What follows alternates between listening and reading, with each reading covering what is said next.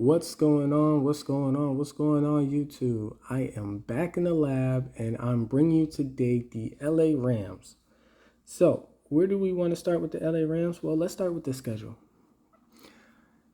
There's a couple things I'm going to hit on. I'm going to hit on the spread. I'm going to hit on the total. We're going to hit on Baltimore. We're going to hit on the Colts. Also, we're going to hit on their losses. Who did they lose to? But most importantly, their divisional opponents. And as we can see, they're 50-50. So we see a pattern with my last videos coming around. Teams that face divisional opponents are more likely to lose against them. Last year, you had San Francisco. San Francisco beat the Rams twice. Now, there's a little pattern that's going on. I'm going to show you. Obviously, this is late in the season. San Francisco beat the Rams. Obviously, the Rams, I guess they won the wild card bid or whatnot, but San Francisco beat the Rams late in the season and Week 10. One of the reasons why they beat them Week 10. Well, let's go ahead and go through their schedule. So, Week 1, Week 2, you have the Colts. Week 3. Now, this is where it gets interesting. Let's go down to Week 6. So, actually, let's start at Week 5, actually. So, Week 5, right here. As you can see, they faced the Seattle Seahawks. Seattle Seahawks was terrible last year. Then, we're going to go up to Week 6. They faced the New York Giants. Week 7, they faced the Detroit Lions. And Week 8, they faced the Houston Texans. And that right there is 4 games. Really, they didn't have any challenges those 4 games. Those were pretty much give-me wins. Those were give-me's. I have to say that with that team they had last year and facing these opponents, those were automatic wins. So now, what do you have? You have 4 easy games. Now you run into a flat spot, right? Against Tennessee, an opponent that is right here, Tennessee Titans, right? So now the Tennessee Titans, they weren't bad. They weren't bad at all. They finished the season last year with a pretty good record. They were 12-5. So they were definitely a team worth playing. But this is where those flat spots come into play. You have 4 easy games, plus you have the Tennessee. And next week, you have to face San Francisco, a divisional team. So this is where knowing the schedule, knowing who these teams play fall into play, because you can figure out the flat spots when it comes to certain games they have to face. So now they lost against that one. And then, if you actually look at the numbers between Matthew Stafford and the Tennessee Titans, you would have seen that Matthew Stafford always struggled against the Tennessee Titans. So now the probability of the Rams doing good against Tennessee fell significantly, especially if Tennessee had the spread. I believe they did. 1 second. I'm going to look it up and I'll be right back with you. All right, I'm back with you. I looked it up. The Tennessee Titans had +7. So as we look at the probability of the Rams winning with a +7, so the Tennessee already came into this with a touchdown when Matthew Stafford always struggled against them, with the Rams falling to a flat spot, and they have a divisional game next week. Then after the divisional game, you have a bye. The probability of them winning that game fell significantly, especially with Tennessee with the +7 that week. So with that being said, the next thing on the schedule, obviously they lose next week against San Francisco 49ers, a divisional opponent. Then they're on a bye week, Week 11. Then after the bye week, you have the Green Bay Packers. So after the Packers, you go over here. They face the Jacksonville Jaguars. Another give-me win. Now they're back on track, and they're making a push for the playoffs. So with that being said, let's get into the numbers. So the numbers we're really going to focus on are the Baltimore Ravens and the Colts as far as the spread is concerned, because these are 2 teams which they didn't beat them by 6. And I'm trying to figure out why. So obviously, late in the season, again, San Francisco beat them late in the season. And we see that pattern consistently where good teams are losing late in the season, and the Colts. That's week 2. So the Colts early on, they had some pretty good defense. They were ranked 10th in the league last year, 10th and 11th in defense.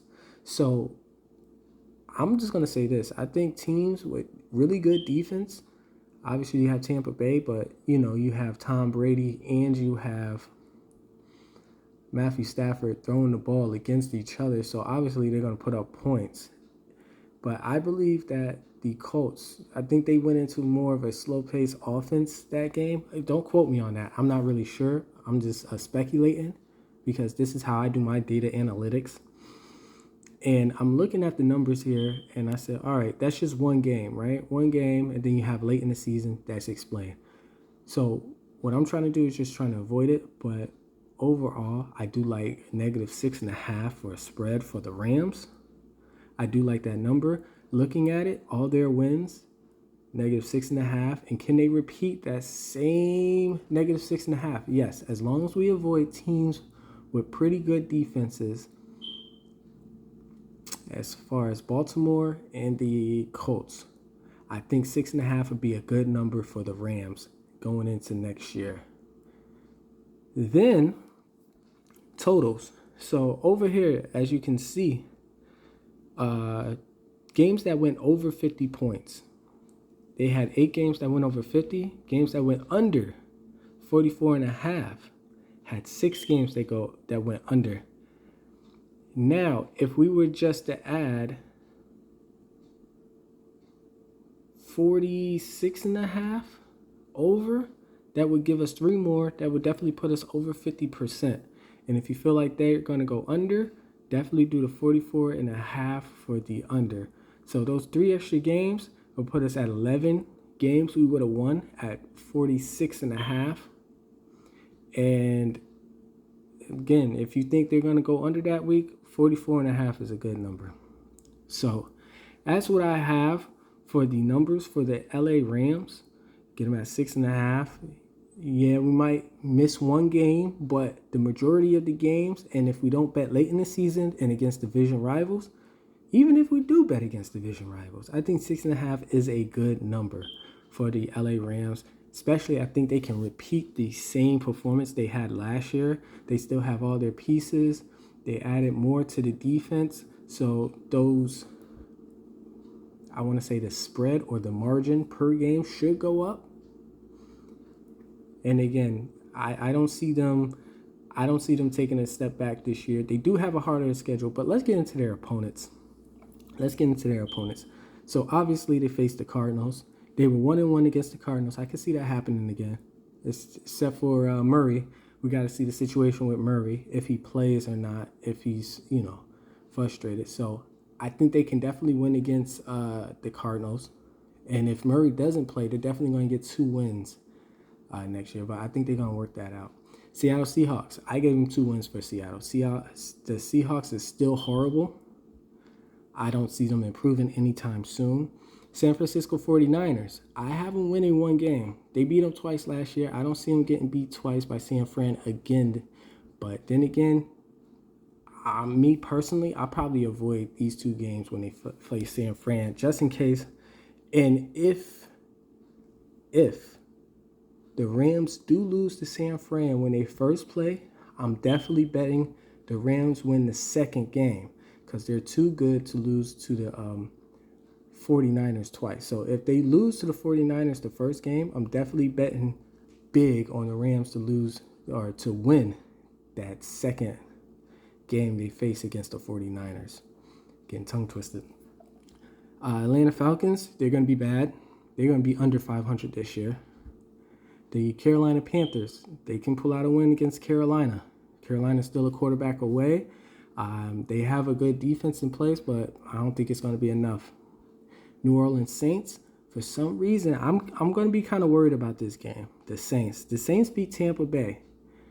The Rams beat Tampa Bay, but I don't know. The Saints, I got to see how they play. I got them winning. I think they can definitely pull out a win, but I still have to see how they play. Tampa Bay Buccaneers, I've got 25%. reason why I got 25%, so I think the Rams can beat them out of 25% of the time. I think the Rams can beat them. So 1 out of 4 games.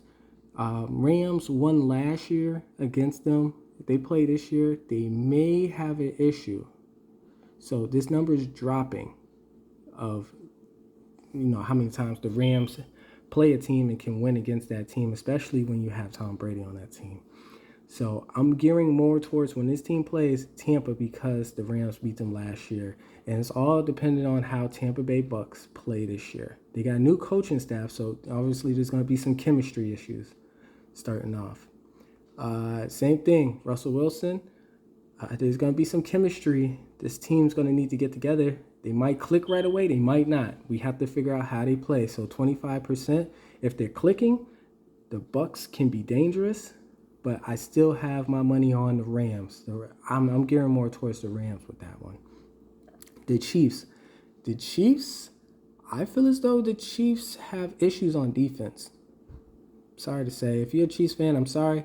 Your defense last year is questionable. Offense is going to be there. That offense is definitely going to be there. I don't think they missed a beat, especially trading away Tyreek Hill. I think they did.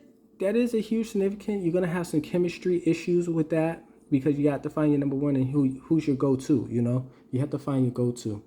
So I got the Chiefs losing that one. So that's a win for the Rams. Las Vegas Raiders. For some reason, the Raiders just shoot themselves in the foot each year. Sorry to say.